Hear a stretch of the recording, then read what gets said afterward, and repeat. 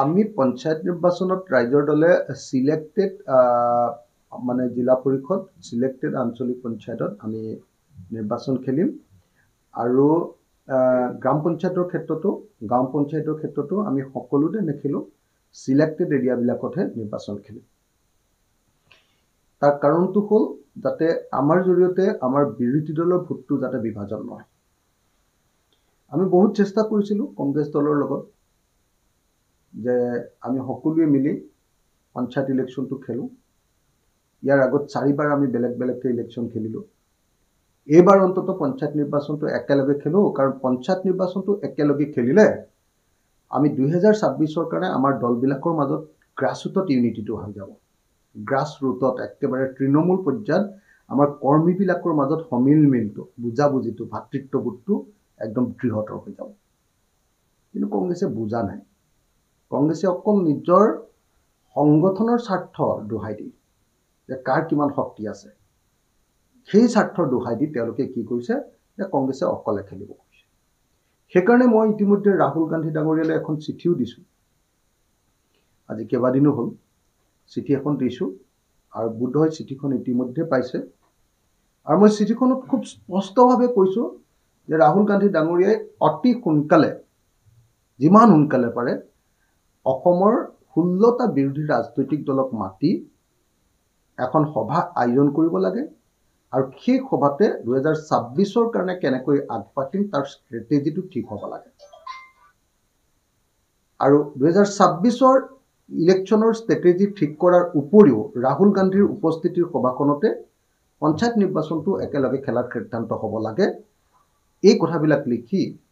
মই ইতিমধ্যে ৰাহুল গান্ধীলৈ আৰু বহুত কথা আছে বাৰু ৰাহুল গান্ধী ডাঙৰীয়ালৈ মই এখন চিঠি দিছো এতিয়ালৈকে ৰিপ্লাই মই পোৱা নাই বোধহয় চিঠিখন পাইছেগে কাৰণ মই যাৰ হাতত দিছো খুব দৰকাৰী মানুহৰ হাতত দিছো তেওঁলোকে ইতিমধ্যে পঠিয়াই দিয়া বুলি কৈছে গৌৰৱ গগৈ নিচিনা নেতা আছে ভূপেন বৰা আছে তেওঁলোকক মিলি ৰাহুল গান্ধীক কিয় দিলে মানে প্ৰদেশ কংগ্ৰেছে স্পষ্টকৈ ঘোষণা কৰিছে যে তেওঁলোকে পঞ্চায়ত ইলেকশ্যনত ৰাইজৰ দল আৰু অন্যান্য বিৰোধী দলৰ লগত একেলগে নেখেলে প্ৰদেশ কংগ্ৰেছে স্পষ্টকৈ ঘোষণা কৰিছে যে পঞ্চায়ত ইলেকশ্যনটো সকলোৱে অকলে খেলি নিজৰ শক্তি সামৰ্থ্য দেখুৱাব লাগে আমি আকৌ এই মুহূৰ্তত শক্তি সামৰ্থ্য দেখুৱাতকৈ আৰু শক্তি সামৰ্থ্য দেখুৱাবলৈ গৈ ভোট বিভাজন কৰাতকৈ আমি এই মুহূৰ্তত 2026ত বিজেপিক পৰাভূত কৰাৰ কাৰণে বেছি দায়বদ্ধ যেহেতু পঞ্চায়ত নিৰ্বাচনত যদি জিকো বা হাৰো তথাপিও যেহেতু বিজেপি চৰকাৰখন আমি সলাব নোৱাৰো আৰু বিজেপি চৰকাৰখন যদি নহলাও তেতিয়াহ'লে পঞ্চায়তৰ সকলো সিট পালেও যে আমাৰ একো কাম কৰিব নোৱাৰিম গতিকে আমাৰ কাৰণে মেইন টাৰ্গেট মই সদায় কৈ আছো মই অৰ্জুনৰ নিচিনাকৈ অকল এটাই দেখো সেইটো হ'ল 26ৰ নিৰ্বাচন তাৰ বাহিৰে মধ্যৱৰ্তী মই কোনো ব্যৱস্থাই নেদেখো আমাৰ ৰাইজৰ দলৰ এটা স্থিৰ সিদ্ধান্ত যে 26ত আমি হিমন্ত বিশ্ব শৰ্মা চৰকাৰখনক হৰুৱাব লাগিব আৰু হৰুৱাৰ একমাত্ৰ আৰু আটাইতকৈ ডাঙৰ মন্ত্ৰটোৱে হ'ল বিৰোধী দলবিলাকৰ একতা সদায় ৰুলিং পাৰ্টিৰ বিৰুদ্ধে বিৰোধী দল একলগ হ'বই লাগিব অকল বিজেপিৰ বিৰুদ্ধে বুলি নহয় সকলো ৰুলিং পাৰ্টিৰ বিৰুদ্ধে সকলো বিৰোধী দল ঐক্যবদ্ধ হয় কিন্তু আমি বাৰম্বাৰ দেখিছো যে কংগ্ৰেছে এই নীতিৰ পৰা সদায় ইলেকশ্যনৰ সময়ত আঁতৰি আহে ইলেকশ্যনৰ আগলৈকে সদায় কৈ থাকে যে আমি একলগ হৈ থাকিম একেলগে থাকো একেলগে মিটিঙো কৰো ইলেকশ্যন অহাৰ লগে লগে তেওঁলোকৰ গাত সাংঘাতিক বতাহ লাগি যায় আৰু তেওঁলোকে এক ৰাতিৰ ভিতৰতে কৈ দিয়ে যে নাই আমি ইলেকশ্যন বেলেগকে খেলিম আমাক মানে ৰাম ঠগন এতিয়ালৈকে 4বাৰ দিলে 2021ত কংগ্ৰেছে দিলে 2021ত আকৌ উপ নিৰ্বাচনত কংগ্ৰেছে দিলে মূল নিৰ্বাচন 2021ৰ বিধানসভা নিৰ্বাচনত ৰাম ঠগন দিলে 2021ৰ উপ নিৰ্বাচনত ৰাম ঠগন দিলে 2024ৰ লোকসভা নিৰ্বাচনত ৰাম ঠগন দিলে 2024ৰ উপ নিৰ্বাচনত ৰাম ঠগন দিলে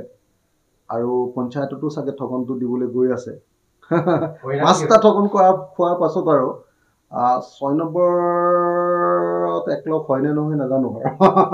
সেইকাৰণে মই বাৰম্বাৰ কৈ আছো যে কংগ্ৰেছে যদি বস্তুটো বুজি নাপায় তেতিয়াহ'লেতো বিজেপিক বিদায় দিব নোৱাৰিম আৰু তেতিয়া আৰু আটাইতকৈ ডাঙৰ কথা কংগ্ৰেছে গোটেই সদায় ইউনিটিটো ভাঙি দিয়ে